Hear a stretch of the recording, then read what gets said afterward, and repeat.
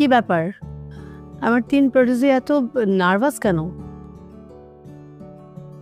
তোমাদের দেখে মনে হচ্ছে আমি তোমাদের রিমান্ডে ডেকেছি। জি ম্যাম, হঠাৎ ডাকলেন তো, আর আমাদের তো ফাইনাল রেজাল্টও হয়ে গিয়েছে, তাই আসলে বুঝতে পারছি না। আর ম্যাম, আমরা তো সবাই আপনাকে একটু ভয় পাই, স্পেশালি আমি একটু বেশি ভয় পাই। আপনার ভাইবার যে অবস্থা হয় আমার। কিন্তু রেজাল্ট তো সে কথা বলে না, সবসময় তো A+ পাও। যাই হোক, যে কারণে তোমাদের ডেকেছি, প্লিজ প্লিজ প্লিজ একটু তাড়াতাড়ি বল। Please ma'am. বলছি,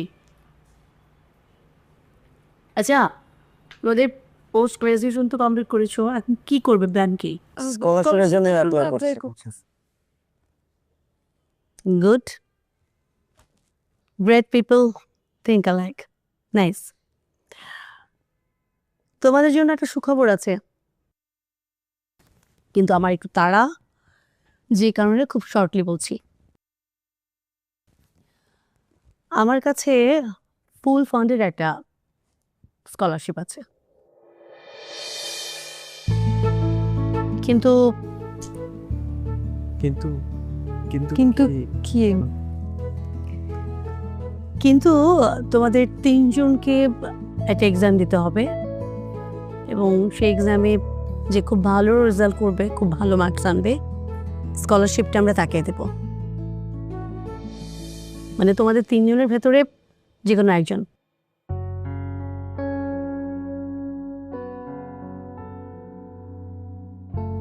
ক্লিয়ার?